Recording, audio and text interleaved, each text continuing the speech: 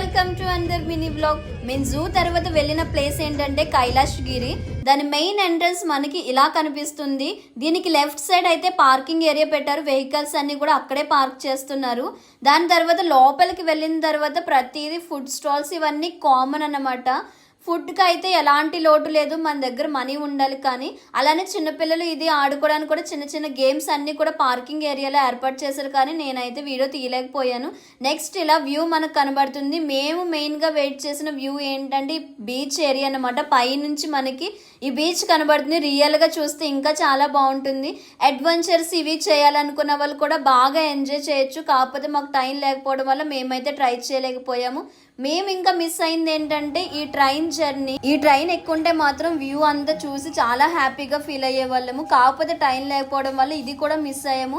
Last వరకు అయితే try చేసాము టికెట్ కౌంటర్ దగ్గర నిలబడి. కాకపోతే చాలా లైన్ ఉంది. అప్పటికి ఏం చేద్దామని చెప్పి మా బ్రదర్స్ అయితే టీ కాఫీ ట్రై చేశారు. చాలా అంటే చాలా బాగా చేశారంట. వాళ్ళ రివ్యూ ఇది, నా రివ్యూ కాదు. మీరు కూడా ఎప్పుడైనా వెళ్తే కనుక ట్రై చేసి చూడండి. వైజాగ్ వచ్చి బీచ్ని చూడకుండా వెళ్తే ఏం బాగుంటుందని కాసేపు బీచ్లో కూడా టైం స్పెండ్ చేసాము. ఇదంతా ఆర్కే బీచ్కి వెళ్ళామన్నమాట. నెక్స్ట్ రిటర్న్ అయిపోయాం ఇంటికి. వెళ్ళే దారిలో అయితే మాకు ఈ డెకరేషన్ కనిపించింది. ఎప్పుడు చేస్తారో మీకు తెలిస్తే కమెంట్ చేయండి. ఫైనల్గా వైజాగ్కి బాయ్ చెప్పేసాం.